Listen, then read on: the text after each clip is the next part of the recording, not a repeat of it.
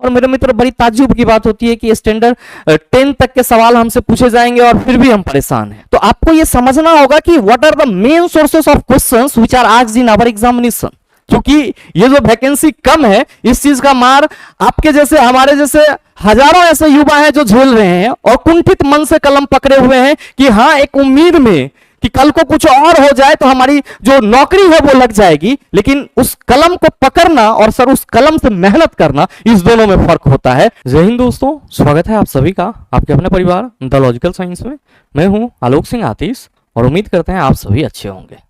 बहुत सारे छात्र इस बार आरआरबी एएलपी 2024 एग्जाम में बैठेंगे और ऐसे में कई सारे छात्रों के मन में लगातार ये डाउट चल रहा है कि गुरुजी इस बचे हुए समय में ऐसा क्या पढ़ लिया जाए कि साइंस में बेहतर स्कोर कर सके, साइंस में 20 में से 20 स्कोर कर सके।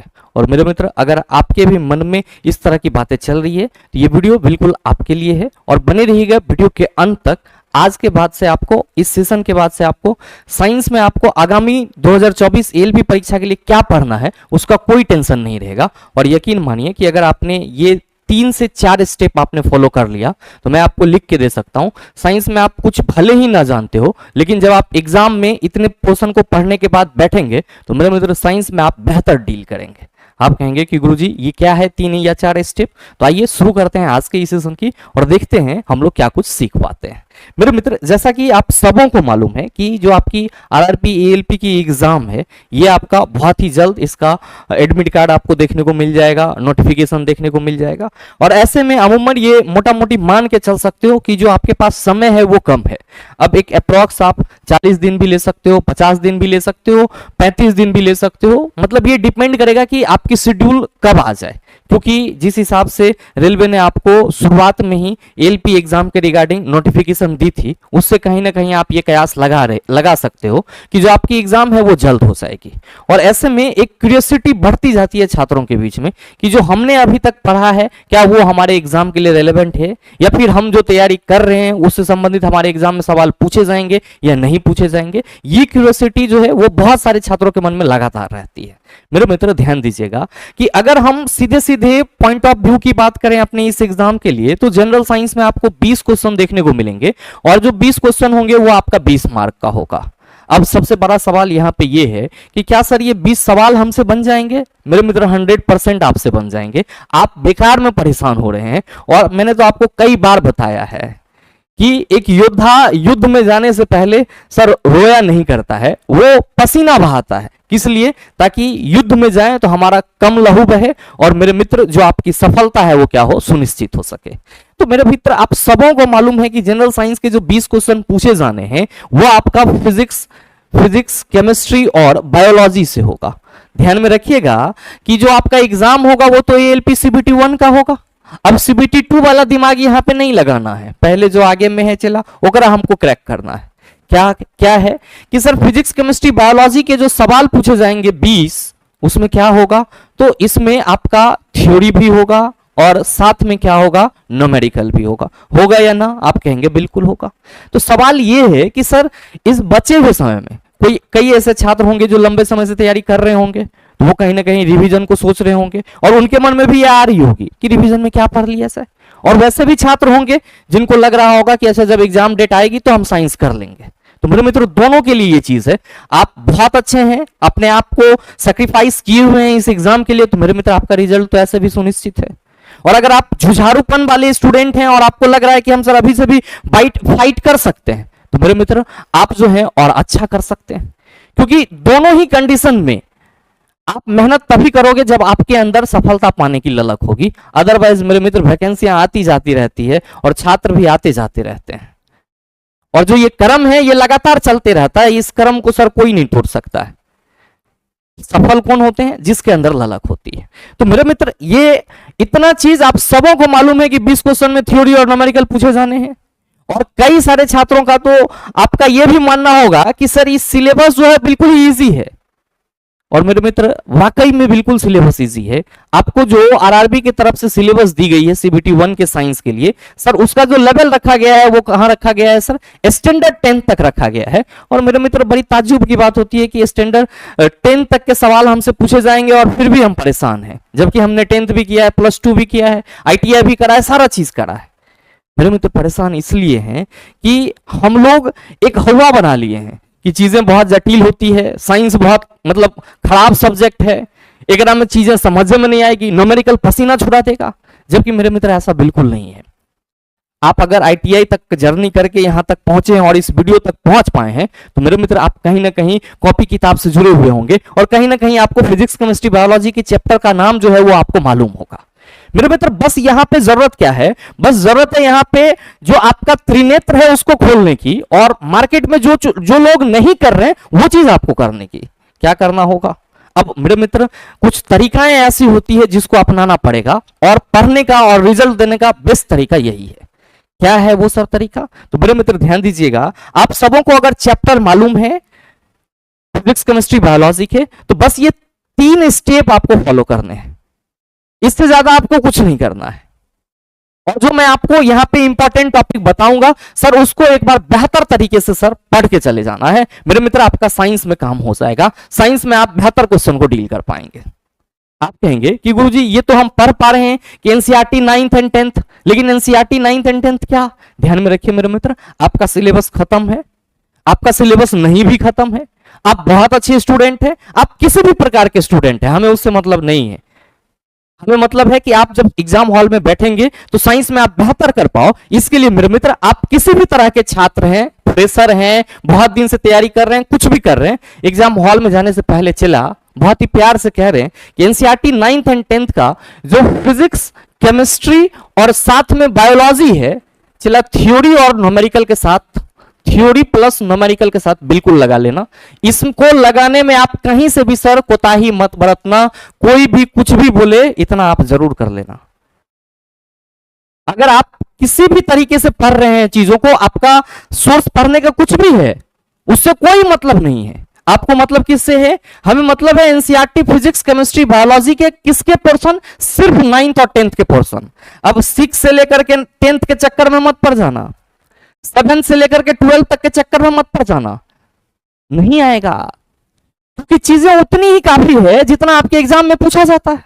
2018 के क्वेश्चन को देखोगे, मैंने कई बार आप लोगों के साथ शेयर करा है कि 2018 में फिजिक्स के मैकेनिक्स पोर्शन बहुत अच्छे से पूछे गए, लेकिन जो अलग चैप्टर थे लाइट इलेक्ट्रिसिटी, उससे कम क्वेश्चन पूछे गए। क्वेश्चन पूछेगी भी तो इजी लेवल के पूछेगे, लेकिन 2022 में चीजें बदल गई। तो मेरे मित्र इन्हीं सब चीजों को देखने के लिए आपको यहां पे मैंने दूसरा सजेशन दिया कि चिला अगर आप NCERT physics chemistry biology theory with numerical कर लेते हो तो आप चैप्टर वाइज पीवाईक्यू देखना शुरू कर दो। और मेरे मित्र अगर आपको एएलपी की एग्जाम देनी है तो आपके लिए बोनस पॉइंट है, क्योंकि आप ही हैं जो टेक्नीशियन में भी बैठेंगे, और एएलपी और टेक्नीशियन का एग्जाम पहले साथ में होता था, तो आपको टेक्नीशियन के लिए भी अलग से मेहनत करने की जरूरत नहीं होगी। अगर चला आप चैप्टर वाइज पीवाईक्यू लगातार देख रहे हैं तो, चैप्टर वाइज पीवाईक्यू लगातार देख रहे हैं तो बहुत लंबे समय से तैयारी कर रहे हैं, आपको बहुत मेहनत नहीं करनी पड़ेगी। जो फ्रेशर छात्र होंगे उनको थोड़ा मेहनत करनी पड़ेगी। अब मेरे मित्र इस चैप्टर वाइज पीवाईक्यू में भी आप थोड़ा सा सब्र करेंगे। किस चीज का सब्र करेंगे? तो आप ये देखेंगे कि जो आपको एग्जाम देना है उस पॉइंट ऑफ व्यू से जो सवाल होनी चाहिए, क्योंकि पहले एएलपी और टेक्नीशियन की एग्जाम साथ में होती थी, तो एएलपी एंड टेक्नीशियन जो 2018 के आपके सीबीटी 1 के एग्जाम के क्वेश्चन है सर वो होने चाहिए, और साथ में मेरे मित्र जो ग्रुप डी 2022 के क्वेश्चन है वो होना चाहिए। और चला एक बात हम आपको बता देते हैं, ये चीज आपको कोई नहीं बताएगा, कहीं पे नहीं मिलेगा, कि ये जो एएलपी एंड टेक 2018 और ग्रुप डी 2022 आपका क्वेश्चन है, अगर आपने इसको किसी भी तरीका से लगाया है, हमारे साथ लगाए हो, कहीं और लगाए हो, आपने खुद से पढ़ा है, किसी भी तरीका से पढ़ा है, तो चिल्ला तुम सेफ जोन में हो। और अगर नहीं पढ़े हो तो सर आज से पढ़ना स्टार्ट कर दो। ये मैं लिख के दे सकता हूं कि इस दोनों को अगर आप बेहतर ढंग से कर लेते हैं तो आप रेलवे एग्जाम में जो सर सबसे बड़े से बड़े प्लेटफॉर्म है उसके जो टेस्ट होंगे मेरे मित्र, आप आसानी से उसको सॉल्व कर लोगे, आसानी से उसको हल कर लोगे। और सिर्फ उसके टेस्ट को नहीं सर मेरे मित्र, आप एग्जाम हॉल में भी क्वेश्चन को आप बनाओगे। आप एक बात बताओ हमें कि आप अलग अलग जगहों पे अलग अलग टेस्ट देखते हैं, अलग अलग किताबें देखते हैं, क्या टेस्ट और किताबें मुझे क्वेश्चन पूछी जाती है उसके लिए कोई कंटेंट नहीं है, वो आसमान में बना है? अरे भाई सारे के सारे प्रीवियस ईयर क्वेश्चन होते हैं, सारे के सारे आपके पीवाईक्यू सिस्टमेटिक तरीके से आपके सामने परोसा जाता है, लेकिन आपको तो लगता है कि ये फलाना सीरीज है, ये चिलाना सीरीज है, इसमें हवाई जहाज उड़ाया जाएगा, इसमें ब्रह्मास्त्र चलाया जाएगा। लेकिन मेरे मित्र चीजें इस तरह से नहीं होती है सर। किसी भी ऑर्गेनाइजेशन के पास इतना फुर्सत नहीं है कि वो बैठ करके आपके लिए क्वेश्चन लिखे कि राम अगर 6 किलोमीटर टेढ़ा दौड़ रहा है तो 5 किलोमीटर सीधा दौड़ जाएगा तो विस्थापन कितना होगा। इतना समय ही नहीं है सर। हाँ, लोग फिर कंटेंट किसको कह रहे हैं? तो जो चीजें बिखरी हुई है उसको संकलित करने के बाद आपके पास परोसा जा रहा है, ये कंटेंट है और इसमें मेहनत है।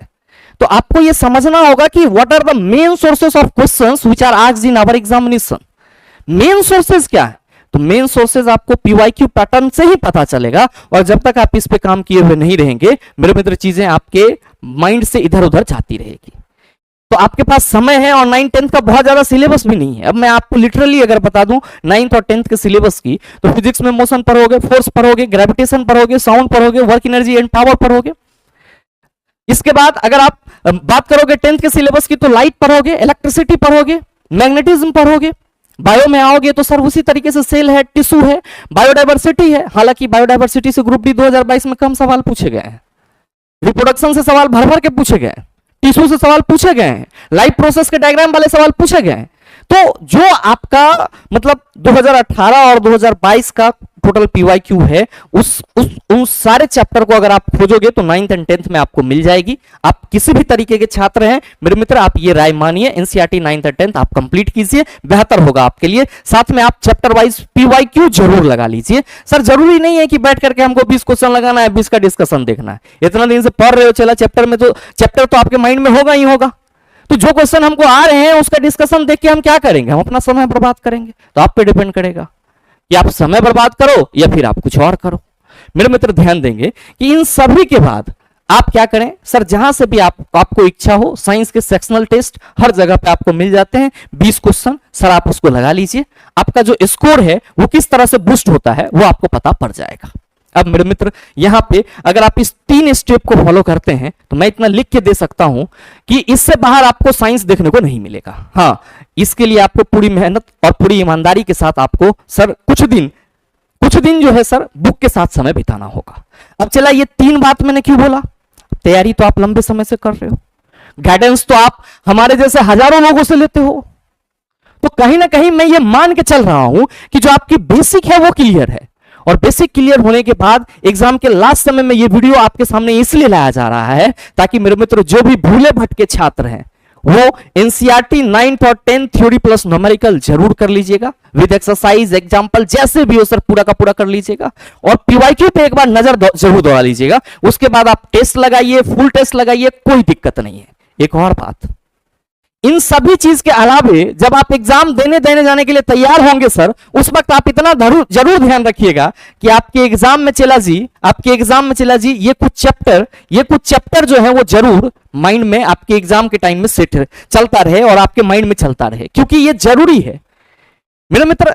ये लाइट रिफ्लेक्शन और ह्यूमन आई तक का जो टॉपिक है, आप इसमें ध्यान देना कि जो आपका इमेज फॉर्मेशन है लेंस और मिरर से ज्यादा क्वेश्चन पूछे जाते हैं, मैग्निफिकेशन से ज्यादा सवाल पूछे जाते हैं। तो मेरे मित्र इस पे आपको ज्यादा थोड़ा सा फोकस भी करना होगा।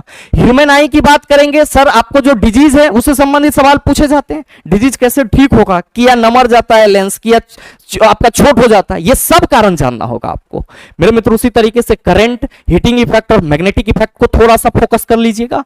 केमिकल रिएक्शन तो कर ही लेंगे सर, और एसिड बेस एंड साल्ट, बहुत सारे साल्ट के नाम पूछे गए हैं। ऑर्गेनिक केमिस्ट्री पे विशेष बल दे देना है चला, और साथ में periodic table, metal and non metal, tissue, cell division, life process, reproduction and study disease. मेरे मित्र आप जहां कहीं से भी पढ़े होंगे, जहां कहीं से भी आपने सिलेबस पूरा किया होगा, मुझे उम्मीद है कि वहां पे आपको ये सारे चैप्टर्स हो चुके होंगे।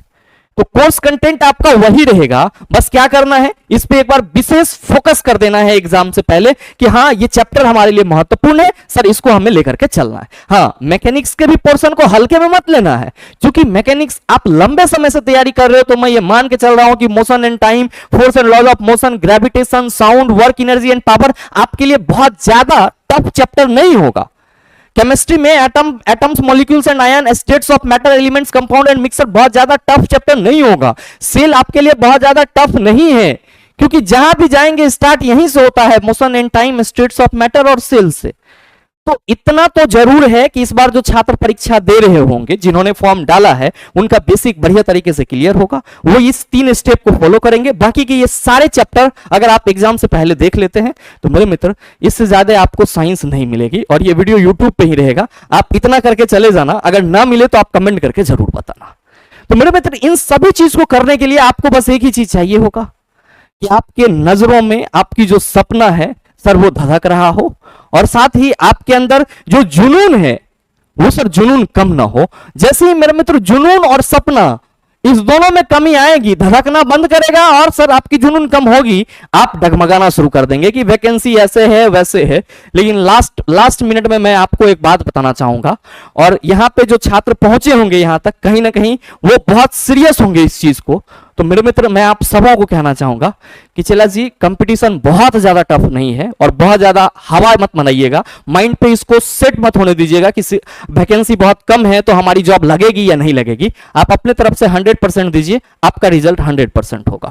क्योंकि ये जो वैकेंसी कम है इस चीज का मार आपके जैसे हमारे जैसे हजारों ऐसे युवा हैं जो झेल रहे हैं और कुंठित मन से कलम पकड़े हुए हैं कि हाँ, एक उम्मीद में कि कल को कुछ और हो जाए तो हमारी जो नौकरी है वो लग जाएगी। लेकिन उस कलम को पकड़ना और सर उस कलम से मेहनत करना, इस दोनों में फर्क होता है। और कलम का ताकत बनाना बहुत मतलब मेहनत का काम होता है।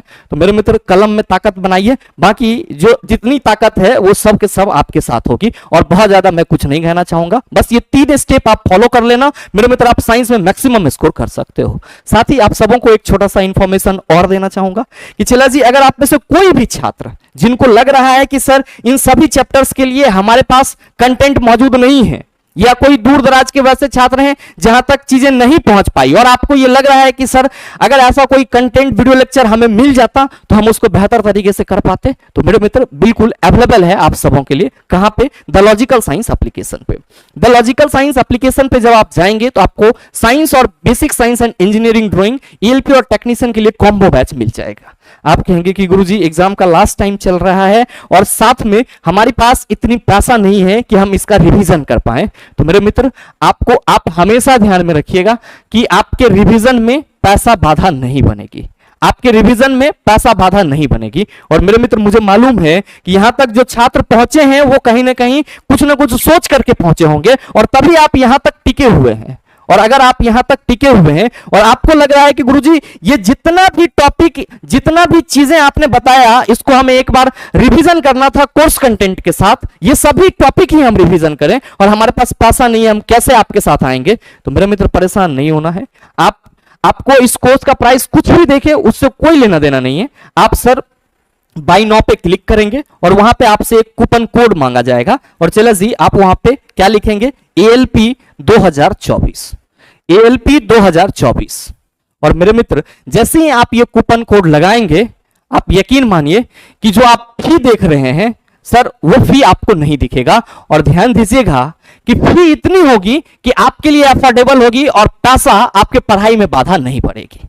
तो मेरे मित्र अगर आपको लग रहा है कि बचे हुए समय में हम सर के साथ जुड़ करके इन सभी लेक्चर को बेहतर तरीके से डील कर सकते हैं, तो आप सभी का स्वागत रहेगा sir the logical science application पे इस ALP इन टेक्नीशियन कॉम्बो बैच में।